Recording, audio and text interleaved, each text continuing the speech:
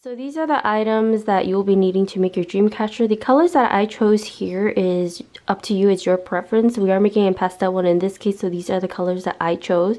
Everything that you see here, I got it from Michael's with the exception of these two ribbons here, which I got from Dollar Tree, but everything else you should be able to find it at Michael's. The first thing we're going to do is actually cut the ring into a moon shape. So I did cut like this piece with a sharp tool just to get out of the way, and so we don't need that anymore. And then now you have already like a moon shape. I do like it super crescent, but it's up to you however you like the shape of your moon. Now to start off, what we're going to do is get your yarn and we're going to wrap around the entire moon. What I like to do is put a little bit hot glue at the very tip here so we can kind of cover these sharp edges, and I'll show you what I mean. Okay, that is my dog's fur. So I'm going to put a little bit right here at the very tip and then cover it up this, and then begin to wrap the entire moon now. So what I'm doing is literally just making a nice tight wrap all around like this. That's all. Alright, now I'm at the very end. I'm gonna again put a little bit of hot glue right here towards the end of the wire, and I'm going to wrap it to seal it tight and wait for it to dry a little bit. Let me get it a little bit closer so you guys can see. Okay. So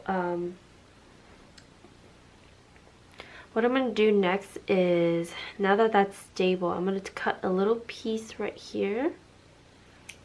A little bit, cut off the end, and you see this metal piece. I don't like to see that, so I'm gonna put a little bit of glue here as well. Okay, and then just seal it with the end of the yarn or whatever you're using. And now you have your entire moon nice and wrapped, and we are ready to weave. Alright, so this is what I'm going to do. So I'm going to take my little weaving thread and I'm going to tie a double knot. So 1 and 2. Okay, and I'm going to cut off the excess right here. We're not going to be needing that. Okay, and then very simply what I'm going to be doing is going to do a simple weaving technique, and I'm going to get you guys a little closer. So we're going to go under and then over this loop, okay, and I'm going to make it around, well, I don't know, about 2 inches apart like that. Okay, and same thing, I'm going to go over the wire, under the wire, and over the loop. I feel like even though I'm like saying it, as long as you just watch the video and follow it, you should be good. So again, same thing. Because every time I hear people say over and under and blah blah blah, it's like, I don't know what you're talking about. I'm just gonna watch the video and wing it. That's how I feel I learn the best, but anyways, it's up to you guys. So I'm just gonna keep doing it till we get to the very end. Okay, now I have this big wad here, but it's a lot easier to work with. I'm gonna go under this one right over here. So make sure it's nice and tight.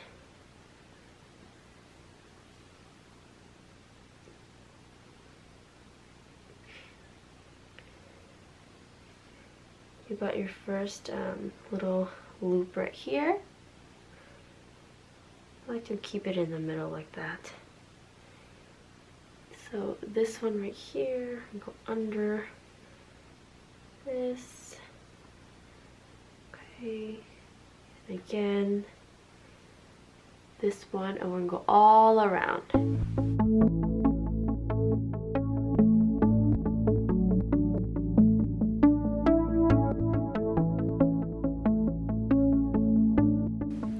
Okay, now that I'm at the very end of what I like to pull it to where the wire is and make it super taut like this so it like pulls. And then all I'm going to do is a simple little knot to seal in the entire thing towards the end. But just make sure you still keep it very, very tight. So what I have here is actually some invisible thread. After looking at what looks best, I figured the invisible thread makes it a little bit more majestic. You can kind of see it in video. But what I'm going to do is just simply a double knot with the invisible thread. It's right here right now. Just gonna go under and then loop in my crystal over it, and it should hang just like this. So now we have this going on and it's hanging just perfectly like that. There's no technique for this. This is just ultimately up to you and how you like to do it. Simply, all you're gonna do is make a little slip knot. So under, like this, over. You're gonna pull through the tail, and then you're just gonna tighten it like this. And there you go. You have your little tassel. And if you have some extras here because it didn't look perfect, just cut it. It doesn't matter. And you're gonna do that for the remainder of your Dreamcatcher with the ribbons and different colors, strings, whatever you like. And then I'll show you what it looks like when we are done.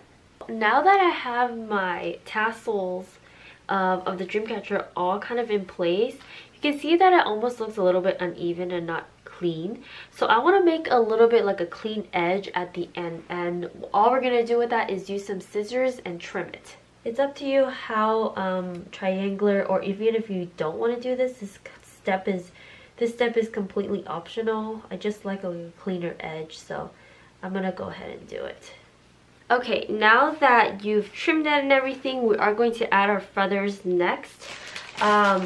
Pick a couple of your favorite feathers, and just for me, I don't like to feather it out too much, but you're just basically going to hot glue the feathers on the ends of some of the ribbon and just place it wherever you like. First, I do like to kind of like glue it on a little bit more of an opaque ribbon. So let's grab a little bit. You don't need too much of it at all. A little bit of glue, because it's so light, you know, it's not going to go anywhere really. And you're just going to glue it on. What I did here was I ended up cutting the bouquet that I did have in the beginning of the video right here. Cut it to all individual pieces, and you can arrange it however you like. Just be creative with it. I'm going to end up adding 2 feathers right here. Because you know, for me, I just like the look that way. You want to do it in layers, so you definitely, if you are going to add feathers as well, do the feathers first. So put on your feather, and sometimes when you know, make the tassels, the slip knot will kind of come off a little bit. You just have to tighten it, and some of them actually ended up double knotting it just to keep it in place. And then the other feather, I'm going to put it all the way up here. Add a little bit of glue again and paste it up here. And then you start out with the bigger flowers for sure first. So you guys can see a little bit better. Let me see that. Okay, I'm going to add pretty much just glue here at the tip and all around the base, and you're going to stick it right over here at the edge. And this little lavender piece here, I'm going to actually put it up here. So I'm going to grab some glue again, stick it right here.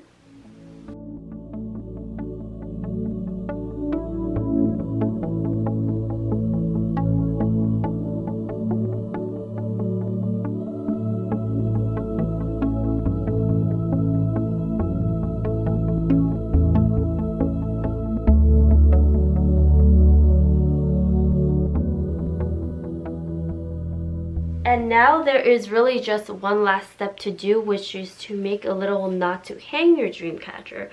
So what I'm going to do is I'm going to get the invisible thread. And this part really just depends on how high and low you want to hang your dream catcher. You know what? I'm going to show you guys with a regular string so it's easier to see, but I'm not going to be using the string. So you have your string. You're going to make a, you know, a knot. You can double it if you want to. I doubled it. Now you have this, right? A little loop. And then you're going to cut off the excess. Okay? And you're going to wrap around whatever you're going to be using to hang. And you're going to... Here, let me get you guys a little closer to... Okay. So it's under here. And you're going to go over this loop and you're just going to make your little thing like this. And then you have something to hang it with. I'm not going to be using this one because I like it invisible. It almost looks more whimsical when you can't see how it's hanging almost. So I made an invisible one to do it. So that is it.